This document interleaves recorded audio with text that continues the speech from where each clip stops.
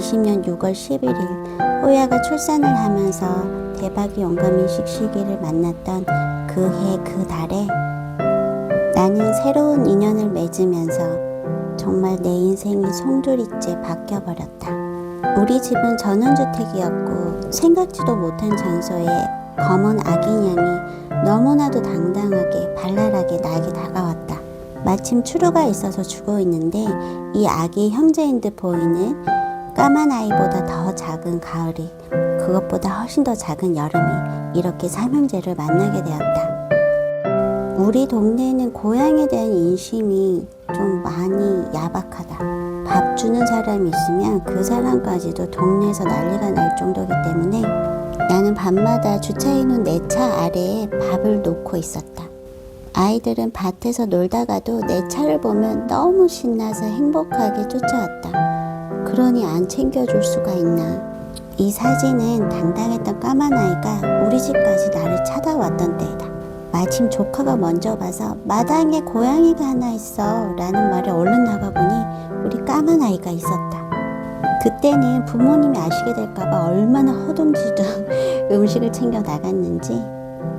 이 사진은 마침 우리 조카가 찍어서 나에게 보내준 것들이었다. 안 그랬으면 못 봤을 사진들인데. 근데 이 당당했던 이 멋진 아이는 얼마 되지 않아 잃었다. 비가 엄청나게 내리는 날 로드킬을 당해서 뭐가 이렇게 허망할 수 있나 하는 생각에 비를 맞으면서 얼마나 울었는지 모른다. 아마 그때부터 이 길아이들에 대한 내 마음이 시작이 되었던 것 같다. 그렇게 이 멋진 아이는 여동생 가을이 여름이를 나에게 맡기고 갔나 보다. 늘 깜깜한 밤마다 차 밑에서만 가을이나 여름이를 만나다 날씨가 추워지면서 어디에서 사는지 한번 확인해 봐야겠다 싶었다. 우리 동네는 한때 재개발이 된다고 해서 거의 모든 사람들이 떠났다가 개발회사에 문제가 생기면서 계속 미뤄지고 있는 상태다. 지금의 나로서는 고양이 아이들 때문에 너무 잘된 일이긴 하지만 그렇게 마을 사람들이 떠날 때마다 모든 물건들을 버리고 간 폐기물 쓰레기장이 있었는데 규모가 작지는 않다. 너무 더럽고 지저분해서 그쪽 길은 가지도 않았었는데 우리 예쁜 가을이랑 여름이가 이런 곳에 살았다니. 하지만 그곳에 들여다봤을 땐 생각보다 너무 많은 아이들이 있었다. 차 밑에 밥 주는 시간이 길어지면서 이미 여러 아이들이 몰리면서 만나곤 있었지만 이렇게까지 전혀 모르는 이렇게 많은 아이들이 있는지 몰랐다. 사진은 아이들이 주거지로 살고 있는 너무나도 더러운 창고와 장소를 좀 벗어나면 옆에 그나마 조금 깨끗한 곳이 있었는데 이 사진은 그 다음 해인 2021년 봄에 밤마다 이곳에 밥을 주는 것을 부모님께 들키고는 정말 엄청난 싸움과 항쟁 끝에 얻어낸 자리이다. 그나마 폐기물장 옆에 그나마 깨끗한 곳이 보였고 부모님이 이곳에 있는 모든 물건을 다 치워주셔서 밥자리를 딸이 깨끗한 곳에서라도 밥을 주기를 바라는 마음으로 마련해 주신 자리다. 하지만 그때까지도 부모님도 나도 캣맘이 된다는 게 이렇게까지 내 인생을 송두리째 바꿀 줄 몰랐다. 부모님은 아직도 허락해 주신 그날을 늘 후회하신다. 나는 후회가 없다. 하지만 너무 불효자다. 근데 막상 유튜브를 시작해 보려고 하니 사진이나 영상이 너무 없다. 특히 아이들이 정말 주거지로 있었던 그 장소는 보는 것도 마음이 아픈데 당연히 폰에 담아두고 싶지가 않았다. 게다가 밤마다 후레시키며 심장 콩닥콩닥하며 몰래주던 시기가 많았던 터라 당연히 찍을 틈이 없었다. 아무튼 그때까지도 나는 아이들이 굶지 않게 매일 밥을 잘 챙겨주면 되는 건 줄 알았다. 2021년 2월 처음에 나타났던 까만 아이랑 여름이 가을이 엄마인 마옹이가 또 출산을 해서 아이 셋을 데리고 왔다. 오 마이 갓, 너의 아이 둘을 내가 돌보고 있는데 또 셋을 데려왔구나. 마옹이가 새롭게 데려온 세 마리의 아들들, 바로 배트맨, 깡콩, 살구다. 살구는 중성화 수술할 때 남자인 줄 알았다. 너무 예쁘게 생겨서. 사진에 이렇게 아이들이 훌쩍 컸을 때만 남겨져 있지만 사실상 거의 3개월 때부터 왔기 때문에 내가 이유식을 하면서 애지중지 키운 아이들이다. 사실상 이 공간이 제1주인 1인자 가족이 되었다.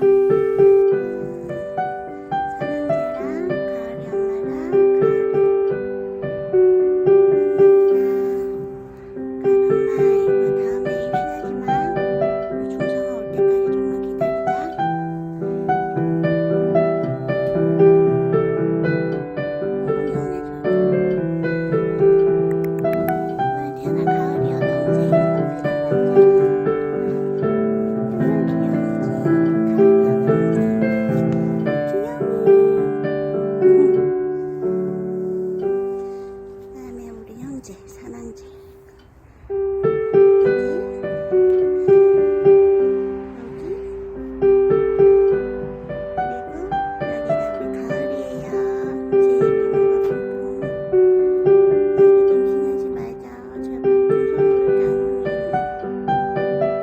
하지만 이 영역의 1인자인 삼형제 아이들이 너무 어리다 보니 이 공간에 너무 많은 아이들이 몰리기 시작했고 발정 시기가 되면서 여자 아이들이 너무 위험해졌다. 특히 여름이랑 가을이 무엇보다도 2번이나 출산했던 마옹이까지 그제야 중성화에 대한 인식을 하기 시작했는데 그때 당시 죽어하는 아이, 밥자리에 밥 먹으러 오는 아이들까지 합치면 20마리가 넘었기 때문에 주머니 사정이 약간 고민은 됐었다.